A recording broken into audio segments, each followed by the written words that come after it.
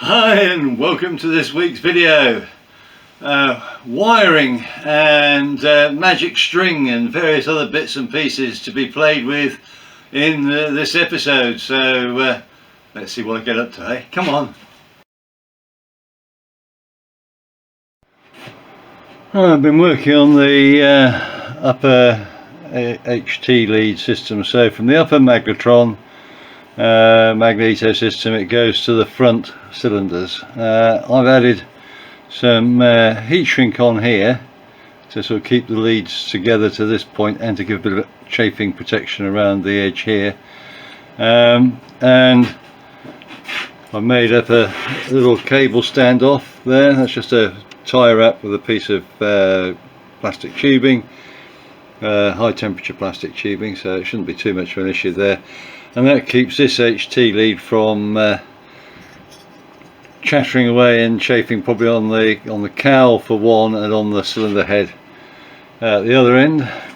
And then I put a cushion clamp, P-clip, on here. So I took this bolt out and put it back in again with this around the HT lead and re-torque that. The HT lead can float in that, it's not held tight, but that just keeps, again, stops this from getting up and chattering with the cowl.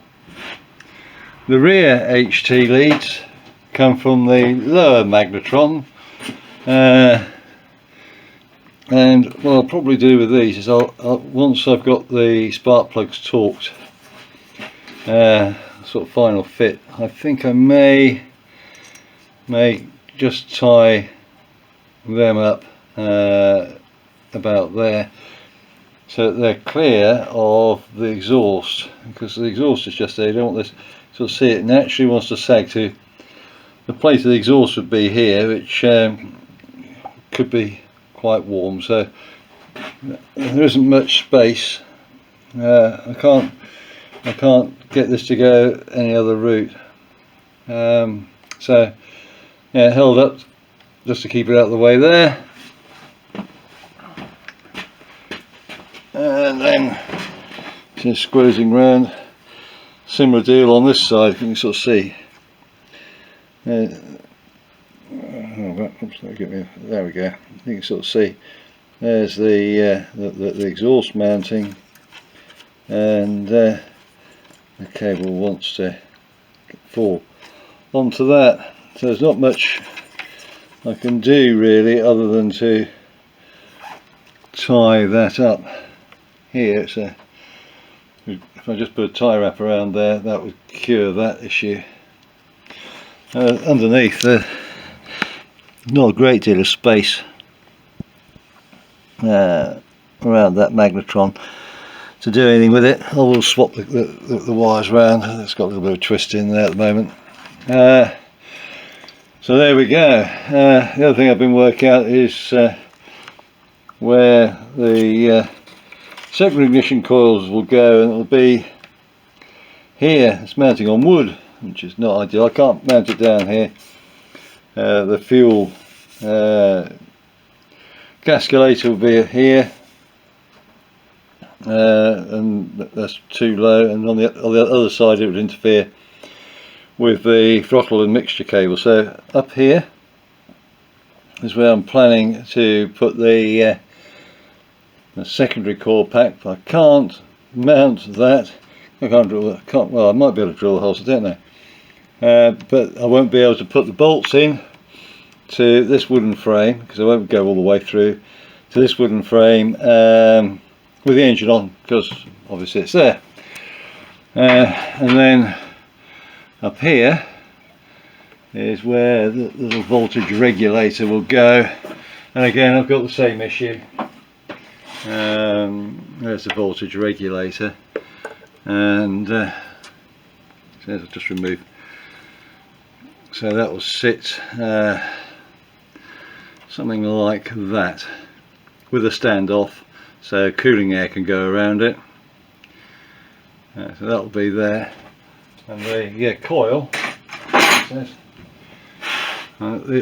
here quite a chunky coil,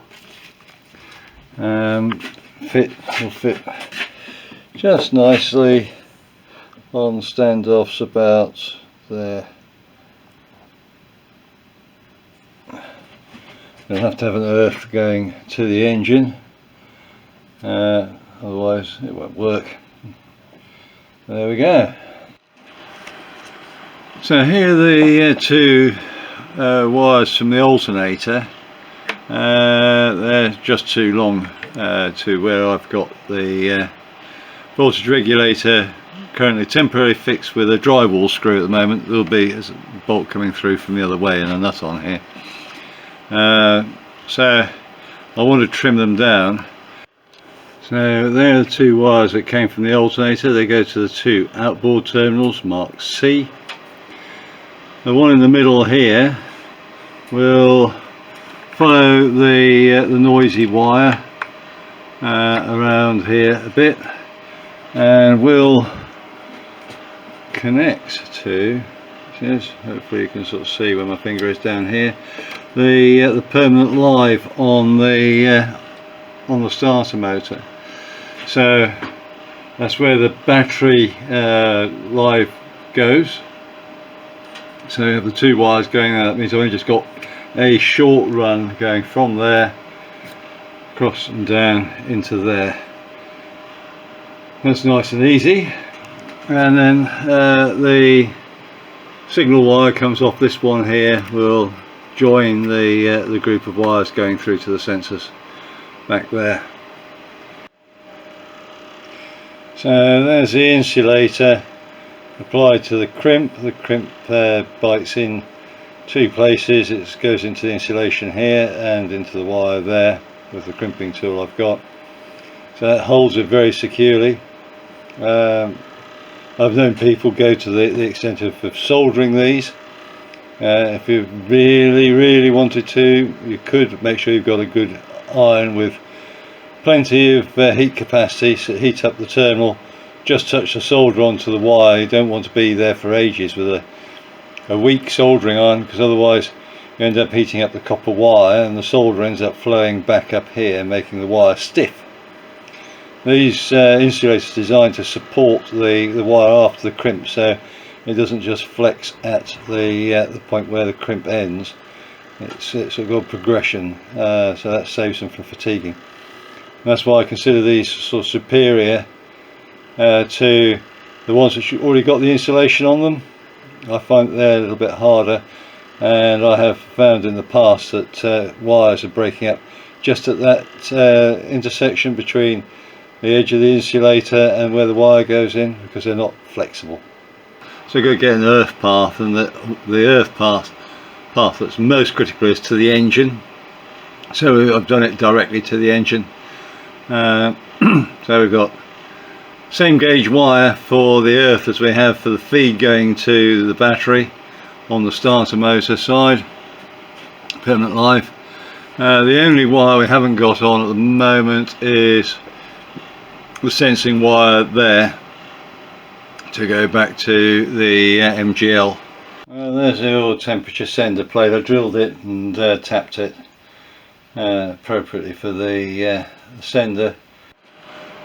Okay, I've created two holes there for cables to go through to the instrument panel for all our monitoring sort of side of life, and for the ignition. So what I'll do is I'll run cables through, and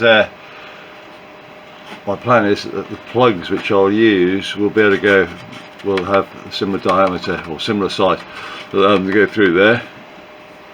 But I can make up a gland gasket to go to go over the top of this area here to seal it for the firewall side, which I'll make later. And I'll actually pass the cables through for the ignition side all the way through to the switches for the instrument panel, and then I'll actually cut them, plug them later. So I've actually got the run, so all the cables are the sort of same length and things like that. So that's my initial section to do. Okay, I'll see if I can explain what I've been up to with the wiring rather than I didn't sort of show you me pulling wires through all over the place. But these two blue wires are the P leads, the earthing leads, to effectively short out the magnetos so that you don't get a spark. So that's what they do. They'll go to switch and then go to ground and earth out the magneto.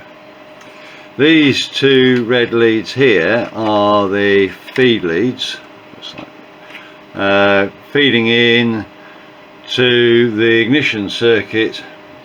They'll go down to the coil, and then this little thin lead here, and this black lead on this side deals with the front ignition system. Correctly, double check. Yeah, lower bank front spark plugs on this side here. So that's what these three wires will go to the coil, and then over to the other side you've got one red wire there, and this little red wire here, and a white wire, all coming from the exciter there, going down, which will feed the other ignition coil, which is lovely. And up here I've got the lead going from the oil pressure there. I've got a lead going here from the oil temperature, which going over the top of the push rod tubes. I may attach it to a P-clip down here on this stud. Looks like might be an idea to run it around or onto the fixings for the oil cooler mounting, which I've yet to sort out. Coming up, I've just temporarily put a tyre up there just to hold it in, but that'll be loomed into this one here, so the two will be joined, along with, once I've got the exhaust sorted out, the EGT leads. One will come up probably from about here somewhere, go across, the other one come up from down there and go across and feed in. I've got the cylinder head temperature leads. They'll be cut off, and each one of those will have 2 pins, I think, going to the MGL, going through a plug here. So there'll be 2 plugs, a 6 and a 4. I think there's 10 leads going through this one, and it'll just have got the 4 leads going through there with a plug. So I'll go get that bit sorted out yet. Got rid of the tie wraps and did the tie up on the section of the loom which I could. This will be secured back with P-clips against the section of sort of firewall here, so it doesn't jiggle, shake and rattle and roll. As I said, it's going to be wound with spiral wrap, but at the moment the wiring loom's in what I consider the sort of scruffy stage. We've got sort of loose ends which aren't attaching to anything at the moment on both sides, sort of dangling it down, and we've still got these ones with the tie wraps in, awaiting the exhaust gas temperature probe bits to go through. A little bit more work. I've just been putting in the circuit breaker over there for the auxiliary system, so that feeds the radio, transponder, MGL and pilot aware. Each will have their own sort of fusing stroke circuit breaker. Got another circuit breaker in here at the moment. That's only temporary fits the wrong amperage, that one, but that'll be the master circuit breaker going to the whole system. And then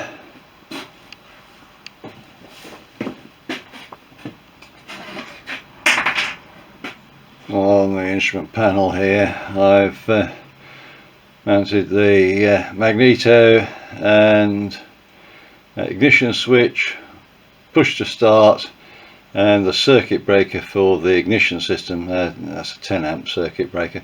They're just temporarily fitted because the slots could be painted. Well, there's the instrument panel. I've done cutouts for single fuse holders like that to go into for the MGL, the engine instrument, radio and transponder.